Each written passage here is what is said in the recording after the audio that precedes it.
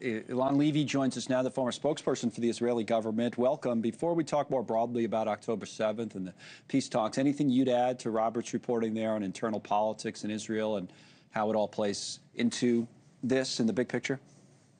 Look, everyone in Israel is nervously optimistic that there might be a breakthrough to end the war that Hamas started. But I hate to be a party pooper. Israel said yes to President Trump's deal, and Hamas said yes, but with a massive but. And now it's trying to haggle over the details, including the ransom for the hostages. So it's far too early to say that Hamas is willing to accept the proposal the United States has put on the table. What we need now is massive pressure on Hamas's state sponsors, its patrons, Qatar and Turkey, to tell it it's game over. You have to free the hostages, lay down your arms, and finally end this horrible war you started 2 years ago. Does it feel, though, at all different this time around, even with that skepticism? It does, because it looks like the United States is really using its power now to demand an end of the war, and that Hamas's state sponsors, Qatar and Turkey, are also beginning to put some pressure on it. Whether it's enough to get Hamas to end this war, I don't know, because, of course, the only way this war ends for good is if Hamas is disarmed. It is a jihadi terrorist regime that has threatened to do October 7th again and again, and so it has to be stripped of its rockets and has to be stripped of its tunnels, or the next war will be a matter of time. But it's more diplomatically isolated than it has ever been, and that, at least, is a reason for hope.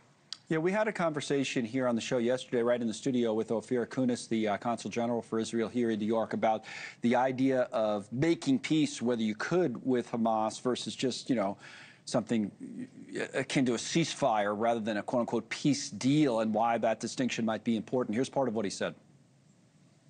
We can't make peace with those monsters, Hamas monsters. We can make peace with countries like Jordan, like Egypt, like the Emirates, and various countries around, the world, but not with Hamas. But if you are asking me about the deal, so as we said, we accept the Trump's plan, right, and we are waiting for the very first step. And the very first step is that they will release, finally, the last 48 hostages. What would you add to that, if anything, and what do you make of the Trump plan specifically, which has been, it seems, well received around the world?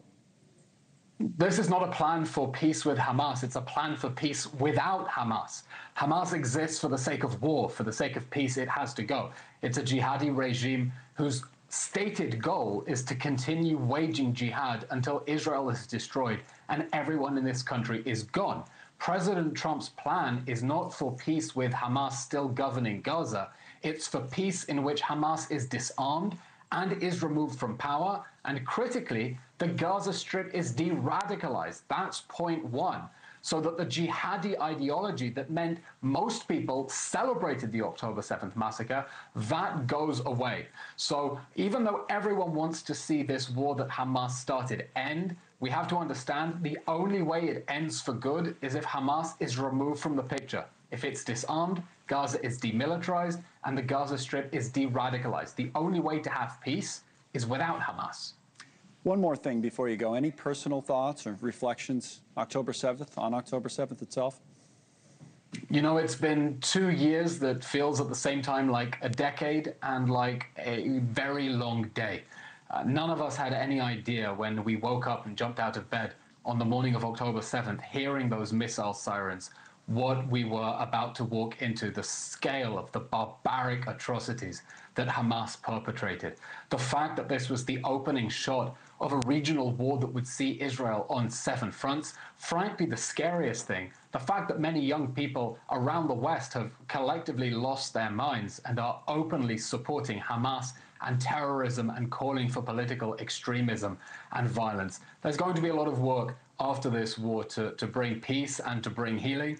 But the first step towards that is that all the hostages have to come home. It's an open sore inside Israel. And until those hostages, the live ones, are back in their families' embrace, the dead ones are given a respectful burial, this country can't begin to heal. And we'll watch for Don Alexander this hour at the White House. Eylon Levy, thank you, sir. Thank you for coming on. Thank you.